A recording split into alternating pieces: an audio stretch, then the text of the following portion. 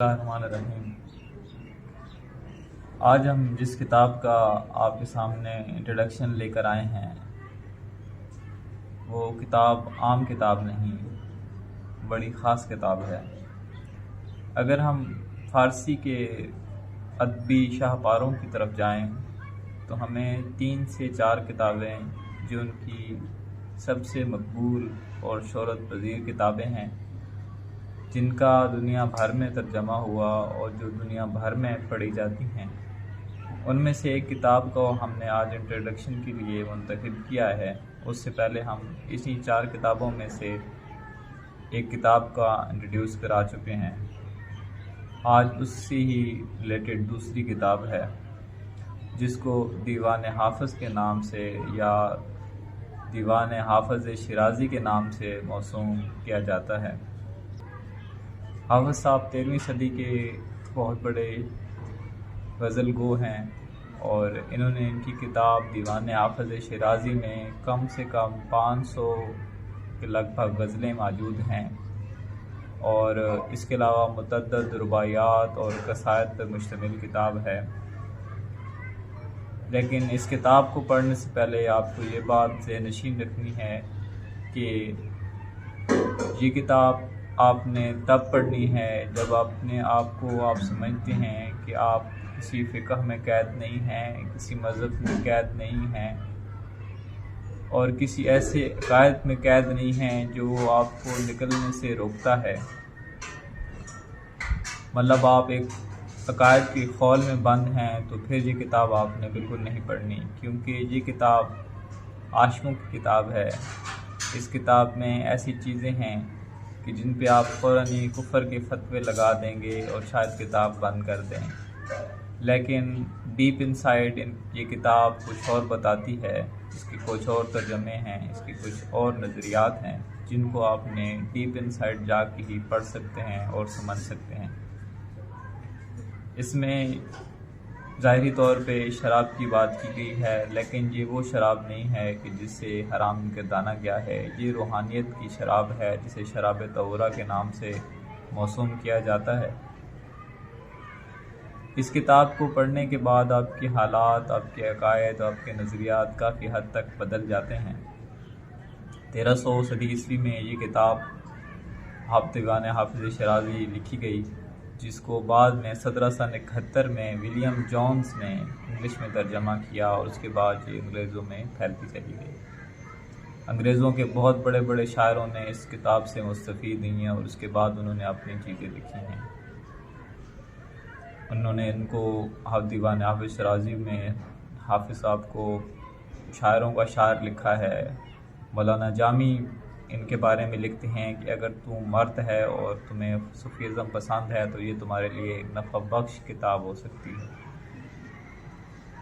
دیوان حافظ میں حافظ صاحب اپنے دور کے سب سے بڑے اور سب سے خوبصورت لوگ، مطلب عطار، سنائی اور اسی طریقے سے خاقانی اور بہت سے نامور استادوں سے متاثر ہوئی، اور اس کے بعد انہوں نے اپنا یہ ورک لکھا۔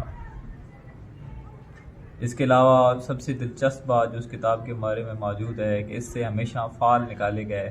شاید آپ نے مغل اعظم فلم دیکھی ہو انڈیا کی، جس میں مدھو بالا جو کہ انارکلی کے روپ میں تھیں، انہوں نے وہ ایک تصویر ابھی آپ کو دکھائی جائے گی جس میں وہ فال نکالتی ہوئی نظر آتی ہیں، تو یہ فال بھی دیوان حافظ شیرازی سے نکالا گیا تھا۔ اس کے علاوہ دیوان سے فال نکالنے کے بارے میں مغل سلاطین کے بارے میں بھی لکھا گیا ہے، جس میں ہمایوں کا اور جہانگیر کا نام پڑھا جاتا ہے، کہ جس میں ہمایوں نے جب وہ ہندوستان پہ فتح حاصل کرنے کے لیے ایرانی فوج کے ساتھ نکلا تھا تو اس نے فال لیا تھا، جس فال میں اس کو پاس یہ شعر نکلا تھا کہ یوسف علیہ السلام کے بھائیوں کے بارے میں، اور بعد میں اس نے تمام اپنے بھائیوں کو شکست دی اور ہندوستان کی تخت پر جلوہ افروز ہوا۔ اس کے علاوہ جب جہانگیر بنگال کی فتح کے لیے نکل رہا تھا تو اس نے اس ٹائم جو شعر نکالا تھا، اس فال نکالا تھا اس میں سے، وہ اس کا مطلب تھا کہ اس کی پیشانی پہ تیر لگے گا، اور یہی ہوا کہ ان کے جو مقابل عثمان تھے ان کی پیشانی پہ تیر لگا اور وہ इसी तरीके से जहांगीर बंगाल को जीत सका। इसके अलावा ढेरों सारे फ़ाल के बारे में चीज़ें हैं, लोग आज तक इस किताब से फ़ाल निकालते हैं। अगर आप ये किताब लेंगे तो इसमें फ़ाल निकालने का पूरा तरीका मौजूद है। और सबसे दिलचस्प बात वो ये है कि जब हाफिज़ साहब को दफनाने का टाइम आया तो मुसलमानों ने इनको दफनाने से इनकार कर दिया कि इनके अकायद, इनके नज़रियात, एक ग्रोह बहुत बड़ा मुखालिफ था कि इनको हम मुसलमानों के कब्रिस्तान में दफन नहीं होने देंगे। तो उस वक्त भी एक फ़ाल निकाला गया, जिस फ़ाल में उनका शेर एक आया कि हाफिज़ के जनाजे से गुरेज़ा मत हो, क्योंकि ये गुनाहों में भले डूबा हुआ है लेकिन ये बहिश्त में गया है। और उसके बाद ये मामला ख़त्म हुआ और लोगों ने उनको मुसलमानों के कब्रिस्तान में दफनाने की इजाज़त दी। तो ये वो लोग हैं कि जिनकी ज़िंदगी में उनकी बहुत मुखालफत की जाती है, उनकी कलाम को उस तरीके से समझा नहीं जाता, उनकी चीज़ों को इस तरह से समझा नहीं जाता। मतलब हमारे यहाँ ये बड़ा एक फ़िक्री रुझान है कि उसको कुफ़र का फतवा दे दिया जाए, मौलवी साहब जो जिसको चाहते हैं कुफ़र के फतवे लगा दें। लेकिन ऐसा नहीं होना चाहिए।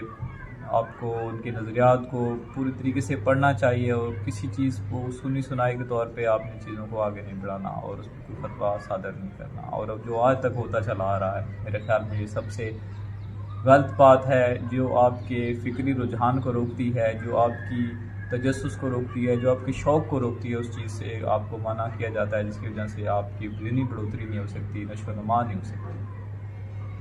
तो इन किताबों को पढ़ें जिससे आपका जहन खुलेगा, आपका अकीदा वसी होगा और आपको मुख्तलिफ ऐसी चीज़ें मिलेगी जो आपने नहीं की, आपने नहीं पढ़ी। लेकिन ये किताब उनके लिए बिल्कुल भी नहीं है कि जिन्होंने अपने अकायद को अपने ख़ौल में बंद कर रखा है और उससे बाहर नहीं निकलना चाहते।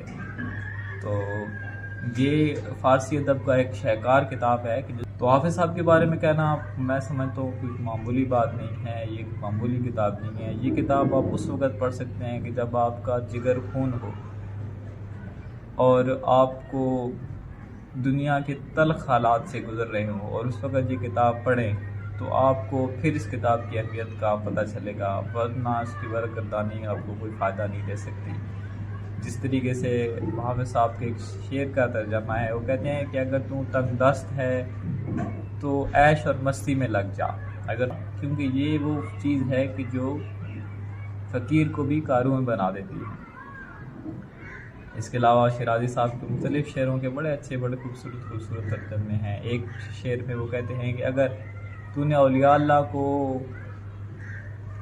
कायल करना है, औलिया अल्लाह से कोई चीज़ मनवानी है या औलिया अल्लाह से आपने कोई सवाल पूछना है तो अदब से जा, क्योंकि ये वो परिंदे हैं कि जो अदब से शिकार होते हैं। आप इनको माली दुनिया, माली फ़ायदा, माली चीज़ों से औलिया अल्लाह को कभी भी राज़ी नहीं कर सकते। सिर्फ राज़ी कर सकते हैं तो आप अपने अदब से राज़ी कर सकते हैं। बहुत बड़ा शेर है, मैं समझता हूँ अदब के हवाले से। और इसके अलावा मुतअद्दिद शेर, ऐसा नहीं है कि एक शेर को अगर आप नापेंगे, तोलेंगे तो आपको समझ लगेगी कि यार कितनी बड़ी किताब है ये, जिसके बारे में आप हैरान रह जाएंगे, पढ़ के परेशान होंगे कि ऐसी किताब। इसका भी तर्जमा काजी हुसैन अहमद साहब ने काफ़ी अरसे कबल किया है और बड़ा मकबूल तर्जमा रहा है। आप उस किताब को अगर आप थोड़े सरफरे हैं और कुछ अच्छा पढ़ना चाहते हैं और कुछ नया पढ़ना चाहते हैं, कुछ हैरत अंगेज़ पढ़ना चाहते हैं, तो आप लाज़िमन दीवान हाफिज़ शिराज़ी को पढ़ें